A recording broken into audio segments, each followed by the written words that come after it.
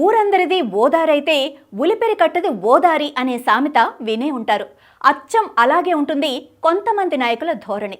తెలిసి తెలియనితనమో అందరి దృష్టిలో పడాలన్న తాపత్రయమో అర్థం కాదు కానీ కొంచెం వింతగా మరికొంచెం మూర్ఖంగా ప్రవర్తిస్తూ ఉంటారు. అలాంటి నేతల తీరుతో వారు చేసే విమర్శలతో అసలు నేతలకే ఎసరొస్తూ ఉంటుంది. వారి అర్థం పర్థం లేని విమర్శలు తిరిగి తిరిగి వాళ్ళ దగ్గరికే వస్తూ ఉంటాయి. అలా తెలంగాణకు చెందిన ఓ విషయంపై ఏపీకి చెందిన ఓ మాజీ మంత్రి చేసిన వ్యాఖ్యలపై ఇప్పుడు సోషల్ మీడియాలో తెగ సెటైర్లు మోగుతున్నాయి. ఇటీవల తెలంగాణలో సినిమా థియేటర్ దగ్గర జరిగిన ప్రమాద నేపథ్యంలో రాష్ట్రంలో ఇకపై బెనిఫిట్ షోలకు అనుమతులు ఇవ్వకూడదని రాష్ట్ర ప్రభుత్వం నిర్ణయించింది. దీంతో సినిమా ఇండస్ట్రీకి చెందిన నిర్మాతలు, డైరెక్టర్లు సీఎం రేవంత్ రెడ్డి ఇతర ముఖ్యమైన నాయకులతో భేటీ అయ్యారు. పరిశ్రమ అభివృద్ధి, ప్రభుత్వం తరపున అందాల్సిన ప్రోత్సాహాలపై లోతుగా చర్చించారు. ఫిల్మ్ ఇండస్ట్రీ తరపున కొన్ని కోరికలు కోరగా ప్రత్యేక కమిటీ ఏర్పాటు చేసుకుందామంటూ సీఎం రేవంత్ ఆఫర్ ఇస్తూ ఆ కమిటీల సిఫార్సుల ప్రకారం నిర్ణయాలు తీసుకుందామని చెప్పారు. ఇండస్ట్రీ ప్రముఖులు సైతం ప్రభుత్వ స్పందన, ప్రోత్సాహం బాగుందంటూ ఆనందం వ్యక్తం చేయగా అసలు ఈ ఎపిసోడ్తో ఏ మాత్రం సంబంధం లేని ఓ ఏపీ నేత స్పందించారు. ఆయనకు ఏ పురుగు తిరిగిందో తెలియదు కానీ వింతైన కామెంట్స్ చేశారు. ఆ నేత ఎవరో కాదు, వైసీపీ నేత మాజీ మంత్రి అంబటి రాంబాబు.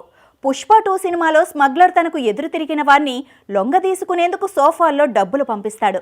ఆ ఘటనను ఉదాహరిస్తూ పూర్తి పరిష్కారానికి సోఫా చేరాల్సిందే అంటూ సోషల్ మీడియాలో పోస్టు పెట్టేశారు. ఆయన ఉద్దేశంలో సినీ ఇండస్ట్రీ వాళ్లు తెలంగాణ ప్రభుత్వ పెద్దలకు డబ్బులు లంచంగా ఇవ్వాలని, మిగతా వారికి భిన్నంగా వ్యంగ్యంగా పోస్ట్ చేశానంటూ సంబరపడిపోయారు. కానీ అంతలోనే ఈ పోస్టుపై నెటిజన్ల నుంచి ఊహించని కామెంట్లు వచ్చాయి. దాంతో అనుకున్నదొకటి అయ్యిందొకటి అంటూ అంబటి బెత్తరిపోవాల్సి వచ్చింది. గతంలో వైసీపీ హయాంలో ఏకంగా 5 రూపాయలు 10 రూపాయలకే సినిమా టికెట్లు అంటూ నానా హంగామా చేశారు.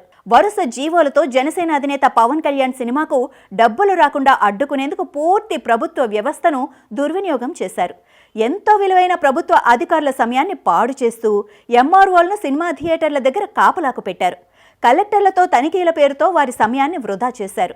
జీవోలు, నివేదికలంటూ ఉన్నత యంత్రాంగాన్ని పనికిరాని పనిపై పరుగులు పెట్టించారు. ఆ సంఘటనల్ని గుర్తు చేస్తూ వైసీపీ నెటిజన్లు ఏకిపారేస్తున్నారు. గతంలో మీ ప్రభుత్వ హయాంలోనూ సినిమా ఇండస్ట్రీ పెద్దలు సీఎంను కలిశారు గుర్తుందా అంటూ ఫోటోలు, వీడియోలు షేర్ చేస్తున్నారు.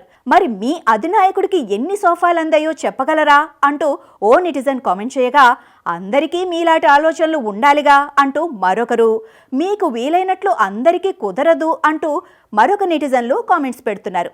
సినిమా టికెట్ల విషయం పక్కన పెడితే రాజకీయ కామెంట్ల కోసము సినిమా వాళ్లను వాడుకున్నారుగా, మరి వాళ్లకెన్ని సోఫాలు పంపించారు అంటూ ఆగ్రహిస్తున్నారు. టికెట్ల విషయంలో బెదిరించి టాలీవుడ్ పెద్దల నుంచి వైసీపీ ప్రభుత్వం సోఫాలు వసూలు చేసిందా అంటూ జోరుగా చర్చ జరుగుతోంది.